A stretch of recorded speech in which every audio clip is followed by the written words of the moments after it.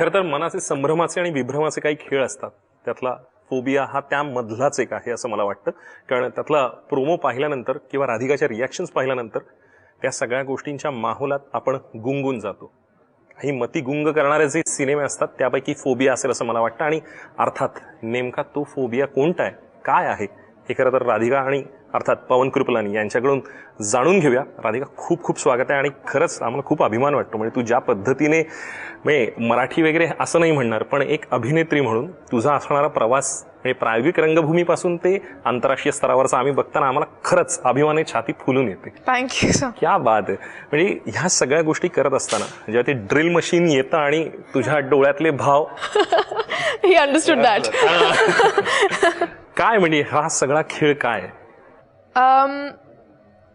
Basically phobia ही film जी आहे ती एका मुलीची गोष्ट आहे, मेहक नावाच्या, जी एक पेंटर आहे आणि अत्यंत मनमोकळी, इंडिपेंडंट आणि लिबरल अशी मुलगी मुंबईत राहते. तिच्याबरोबर एक गोष्ट घडते एक दिवशी आणि त्यानंतर तिला ॲग्रोफोबिया डेव्हलप होतो. ॲग्रोफोबिया म्हणजे बेसिकली, आता फोबिया हा ऍक्च्युली एक डिसऑर्डर आहे, इलनेस आहे, आजार आहे.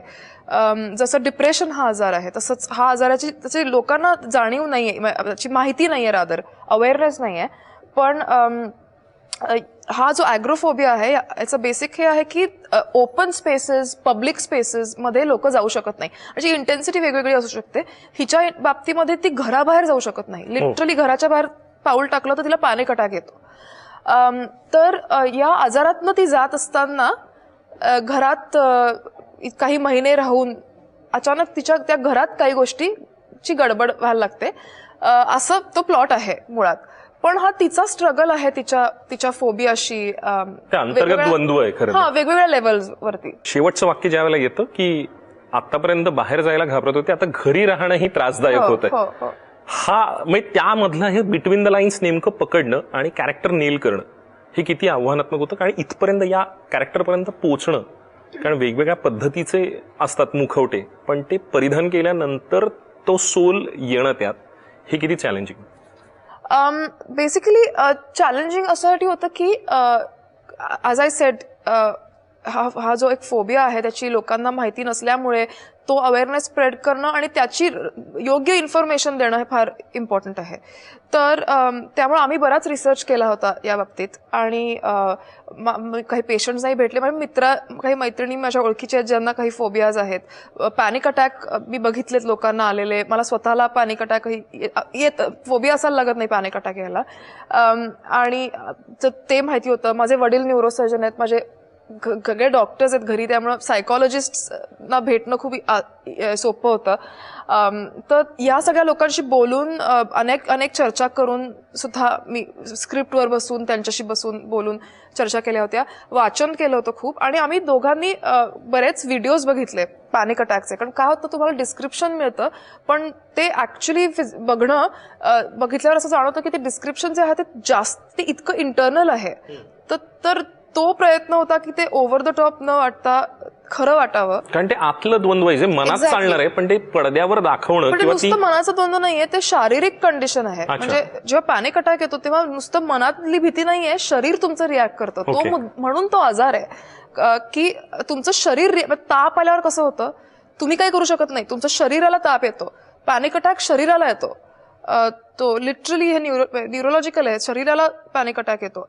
म्हणून ते मला वाटतं इतकं महत्वाचं आहे, कारण लोकांना माहित नसतं की ते आजारी आहेत. पवन, आपके लिए कितना चैलेंजिंग था, क्योंकि रागिणी MMS डायरेक्ट द माहौल और ये फोबिया, किस फोबिया को लेके ये सोच के, या किस तरह का ये एग्रोफोबिया आपको दिखाई दिया था, और इनकी रूह तक पहुंचने के लिए क्या माहौल था?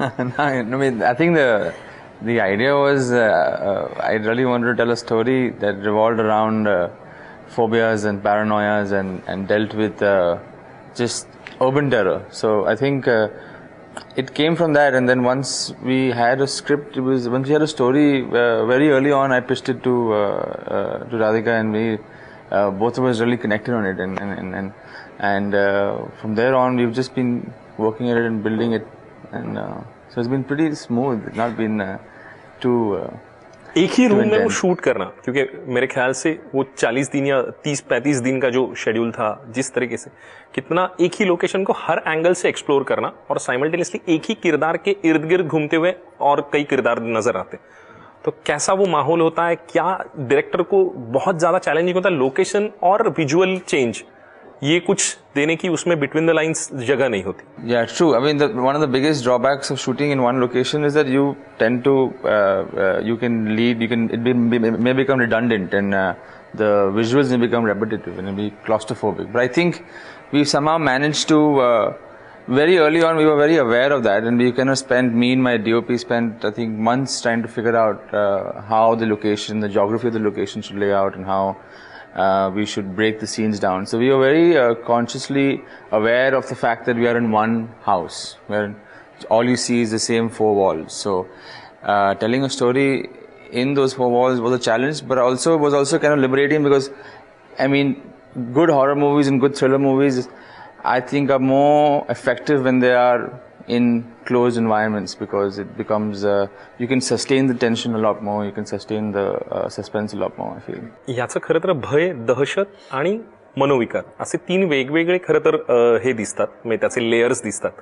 तर त्या पद्धतीची ही छटा आहे त्या व्यक्तिरेखेला असलेली, कारण 2 लुकही त्याच्यामध्ये दिसले, 2 वेण्या असलेल्या, ते अगदी हे. तर त्या कॉन्ट्रास्ट काही त्याच्यामध्ये शोधण्याचा प्रयत्न आहे काय? नाही, असं काही नाहीये, असं काही नाहीये. तिची पर्सनॅलिटी ऑब्व्हियसली बदलते जेव्हा तिला ॲग्रोफोबिया डेव्हलप होतो. तर तो डिफरन्स ऑब्व्हियसली आहे, कारण अत्यंत बिनधास्त असल्यानंतर एका आजारी असण्यामध्ये जो, कारण तो एक टॅक्सी मधला एक सिक्वेन्स आहे जो फ्रॅक्शन ऑफ सेकंड्स मध्ये निघून जातो प्रोमो मध्ये, आणि अनेक माणसं आहेत त्याच्यामध्ये, आणि त्यानंतरचा जो जमकट सारखा तो ह्याच्यात येतो, आणि मग त्याच्यानंतरचं ट्रान्सफॉर्मेशन जे प्रोमोवरून मला वाटतं टीजर. तेच मी म्हणतेय की आधी आजाराच्या आधी आणि नंतर व्यक्तीमध्ये जो फरक आहे तोच फरक आहे. निश्चित या सगळ्यामधला नेमकी व्यक्तिरेखा पकडणं प्रायोगिक रंगभूमीपासून आतापर्यंत अशा पद्धतीचं काही केलेलं आठवतंय? कारण मला वेगवेगळ्या पद्धतीच्या छटा खरं तर ज्या काम करताना दिसलेल्या आहेत, पण अशा पद्धतीचं कॅरेक्टर यापूर्वी कधी केलेलं, म्हणजे थोडंसं भीतीदायक किंवा अशा पद्धतीचं? मला असं कॅटेगरीज करायला आवडत नाहीच. अच्छा. प्रत्येक कॅरेक्टर वेगळं असतं आणि त्याची स्टोरी वेगळी असते. तर हे कॅरेक्टरच वेगळं आहे मुळात. तर तसं कॅरेक्टर मी असं कुठं आधी केलं नाही, पण म्हणून भीती ही इमोशन नाही का दाखवलेली मी कुठल्या कॅरेक्टरमध्ये, तर ऑब्व्हियसली दाखवलेली आहे. सो असं कॅटेगरीज नाही करू शकत मी. इमोशन्स आहेत अनेक, लाखो, त्या अर्थात ओव्हरलॅप होत असतात, पण कॅरेक्टर हे वेगळं असतं. शॉर्ट फिल्म पासून प्रायोगिक रंगभूमी, आणि अर्थात एक वेगळा माहोल आता सर्कल बदलत जाते. नेमकी कोणती गोष्ट असते राधिकाला की ती ट्रिगर पॉइंट असतो की ही गोष्ट आपण करायला पाहिजे? कारण ते त्यावेळेला खूप डायसी होऊन जातं की एखादं नाव मोठं असतं, प्रकरण वेगळं असतं, किंवा वेगवेगळ्या गोष्टी असतात. असं एक फॉर्म्युला नाही आहे, वेगवेगळ्या गोष्टी असतात. कधीतरी स्क्रिप्ट आवडतं, कधी दिग्दर्शकाबरोबर काम करायचं असतं, कधी ऍक्टर बरोबर काम करायचं असतं, कधी सेटअप फार चांगला असतो, कधी पैसे चांगले असतात. त्यामुळे त्या प्रोजेक्टवर अवलंबून असतं की त्या प्रोजेक्टचं काय असं विशेष आहे जे मला आत्ता त्या क्षणी हवंय. पण फोबिया म्हटल्यावर मनात जे विभ्रमाचे खेळ आहेत किंवा संभ्रम असा जो निर्माण होतो, जो आजाराशी निगडीत आहे, असा कोणता फोबिया खूप जवळून पाहिलेला, किंवा असा कोणता ती भयावह दृष्टी किंवा सृष्टीत वावरण्याचं कधी हे मिळाले, संधी मिळाली? नाही, मला असा कुठला फोबिया नाही आहे. पण असं जवळून पाहताना एखादं कॅरेक्टर खूप जवळ वाटलं, किंवा लाईक यू सेड की माझ्या ओळखीचे लोक आहेत ज्यांना पॅनिक डिसऑर्डर आहे, मी लहानपणापासून त्यांना बघत आलेली आहे. त्यामुळे त्या लोकांमुळे मला त्या आजाराची पूर्ण माहिती होती, पण त्यांच्यावर बेस्ड मी काही केलेलं नाही या फिल्ममध्ये. इंटरनल तुमचं हे कसं आहे, कारण कॅरेक्टर सांगणं आणि कॅरेक्टर पर्यंत आणून पोहोचवणं, काय तुम्ही प्रिफर करता? आमचं चांगलं ट्युनिंग होतं खूप. मला ह्याचे आभार एवढेच मानावं वाटतात की त्यांनी मला पूर्ण फ्रीडम दिला. चांगलं ट्युनिंग आहे. त्यांनी मला खूप फ्रीडम दिला, आणि राईट फ्रॉम रिहर्सल्स मी usually I go with a lot of questions आणि I have a lot to say about everything. He let me do that. त्यांनी मला ते करू दिलं, आणि त्याने ते काही ठिकाणी इन्कॉर्पोरेटही केलं, काही ठिकाणी रिजेक्ट केलं, पण ते मला लेट मी कोलॅबोरेट ऑन दिस. आणि तो फ्रीडम ऍक्टरला देणं कधी कधी खूप चांगलं ठरतं, कारण कधी कधी नाही, पण आय एम जस्ट सेइंग की या बाबतीमध्ये सो स्कोप आहे इम्प्रोवाइज करायला सुद्धा. So he actually gave me that. आणि what was most wonderful was with all my thoughts आणि this thing he actually did, he guided me very well. So this it really worked out. चित्रकाराचं जसं सांगितलं तसं हे character आहे आणि कॅनव्हासवरचे रंग आणि मनातले रंग असं काही त्याच्यामधले हे आहे.